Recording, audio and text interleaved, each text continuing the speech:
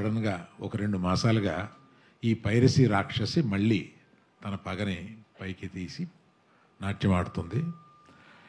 ఇది మరీ ఎత్తుకు లేవకుండానే దీన్ని తీసేయాలి అనే ఒక ఉద్దేశంతో యాక్చువల్గా ఇది మొన్న ఈ మధ్యకాలంలో లేనిది మొన్న దిల్ రాజు గారి సినిమాతోటి ప్రారంభమైంది. మళ్ళీ అప్పుడు చాలా ప్రయత్నాలు చేసి మేమందరం ఇదివరకటి నుంచి ఛాంబర్లో ఒక సెల్ పెట్టుకున్నాం.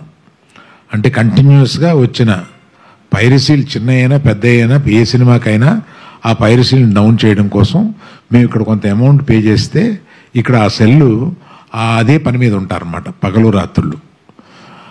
ఆ సెల్లు ఈ సినిమాకి కూడా ఆ సెల్ని ఎంగేజ్ చేశాము. కానీ చాలా మంచి ప్రింట్ ఎక్కువ వచ్చేస్తుంది. ఇది ముఖ్యంగా చెప్పబోయేది ఏంటంటే వాట్సాప్ గ్రూపుల్లో కానీ లేకపోతే టెలిగ్రామ్ గ్రూపుల్లో కానీ దీన్ని పంపిస్తున్నారు. రేపెల్లుండిలో మేము కొంతమంది యాడ్మిన్ని పసిగట్టాము. ఆ యాడ్మిన్స్ని అరెస్ట్ చేస్తాం. ఇది సైబర్ క్రైమ్కి తీసుకెళ్ళాము. సైబర్ క్రైమ్ నుంచి ఒకసారి గ్రహించాల్సింది ఏంటంటే ఈ గ్రూపుల్లో మీరు పంపిస్తారే యాడ్మిన్స్, మీరు జాగ్రత్తగా ఉండండి. మీరు జైలుకి వెళ్ళే అవకాశం తప్పనిసరిగా ఉంది. మేము దీన్ని కొంచెం పెద్దదిగా చేసి కొంచెం పట్టుబట్టేలాగా పట్టుదలతో ఉన్నాం దీన్ని.